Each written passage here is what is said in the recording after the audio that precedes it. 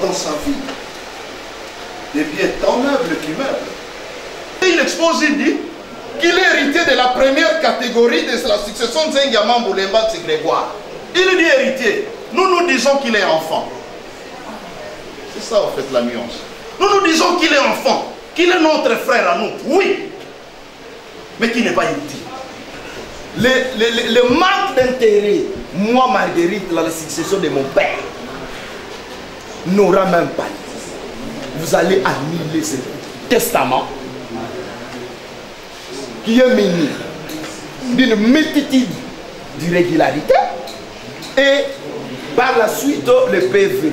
Le ministère public et la partie requérante, Nzengi Luindula, poursuivent la partie défenderesse Nzengi Miafuna Marie-Julienne, Nzengi Martine et Nzengi Matondo pour réformulation du testament. Un dossier qui remonte à l'année 2015. Selon le ministère public, la partie demanderesse Nzengi Luindula se serait proclamée et fait désigner liquidateur des biens successoraux du vivant de son père, Grégoire Nzengi, en février 2016, par une décision judiciaire. Un jugement rendu au tribunal de grande instance de Matete. Grégoire Nzengi, père du demandeur, aurait 14 enfants dont 2 seraient déjà décédés.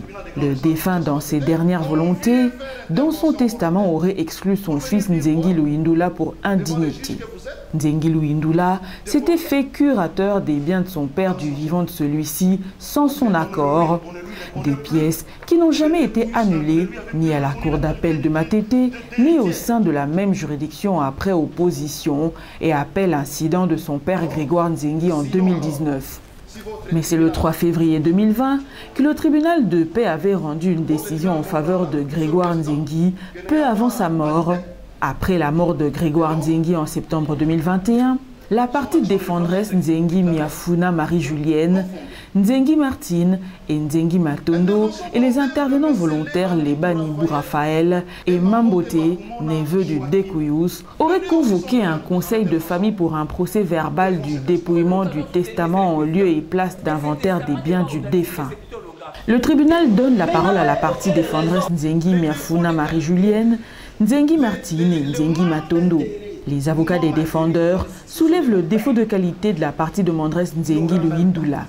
Ils demandent au tribunal de déclarer irrecevable l'action de la partie demanderesse et de Lebanibou Raphaël, intervenant volontaire et consort dans la cause, et dire authentique le testament du Découyous, et de Lebanibou Raphaël, intervenant volontaire et consort dans la cause, et de dire authentique le testament du Découyous, et condamné au paiement de 100 000 $ à titre des dommages et intérêts.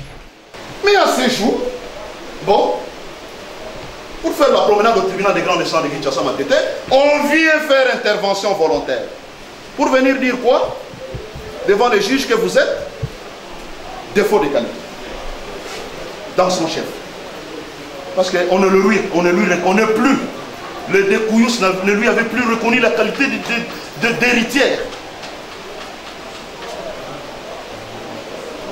Donc, sinon alors, si votre tribunal comprendra, Monsieur le Président, que n'ayant pas qualité, et donc, son action ne devra être déclarée que non fondée.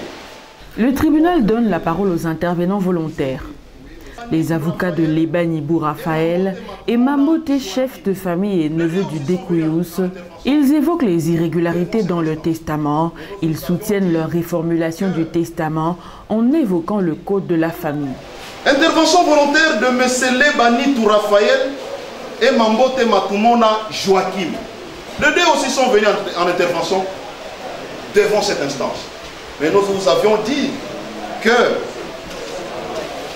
Lebanitou Raphaël, c'était lui d'ailleurs qui avait convoqué la réunion du conseil.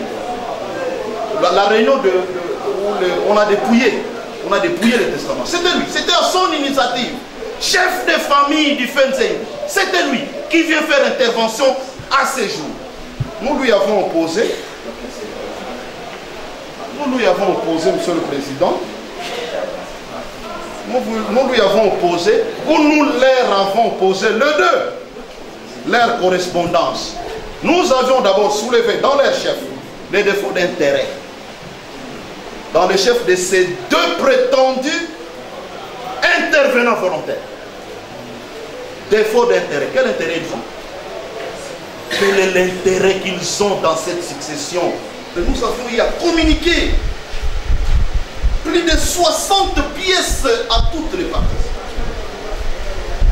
qui constituent seulement des décisions judiciaires. Et avec légèreté, il expose, il dit qu'il est héritier de la première catégorie de la succession de Nzengiama Mboulemba Grégoire. Il dit héritier. Nous disons qu'il est enfant. C'est ça en fait la nuance.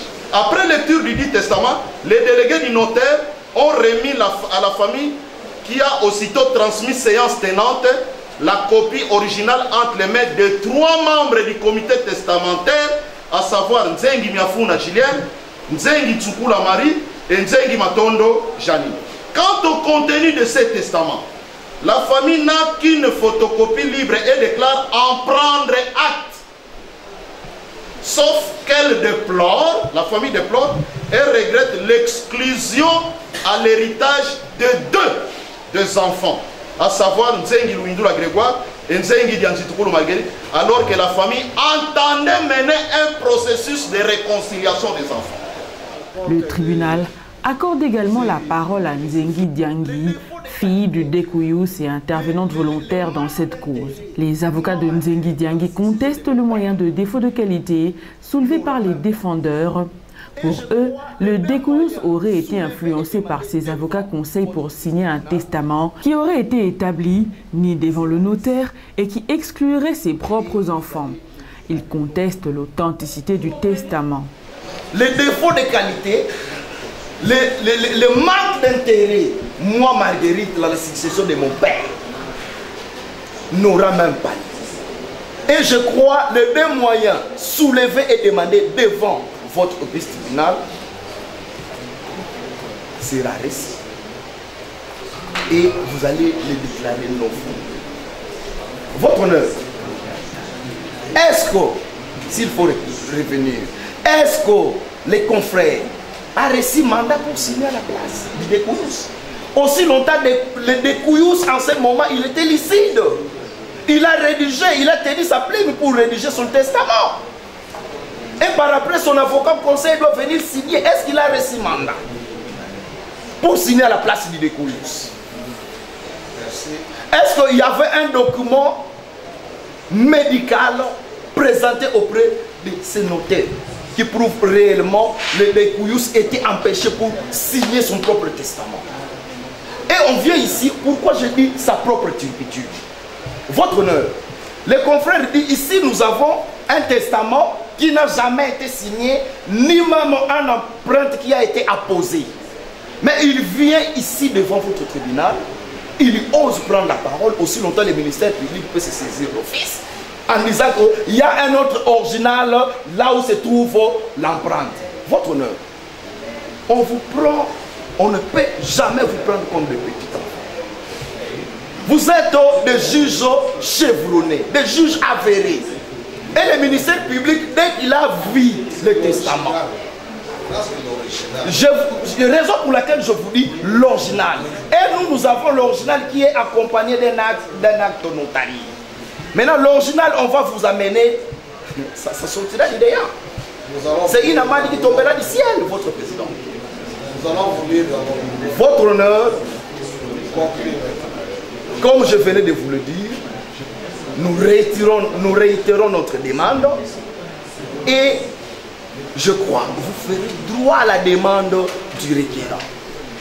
Vous allez annuler ce testament qui est muni d'une multitude d'irrégularités et par la suite le PV. Le ministère public demande au tribunal de lui communiquer le dossier pour son avis écrit.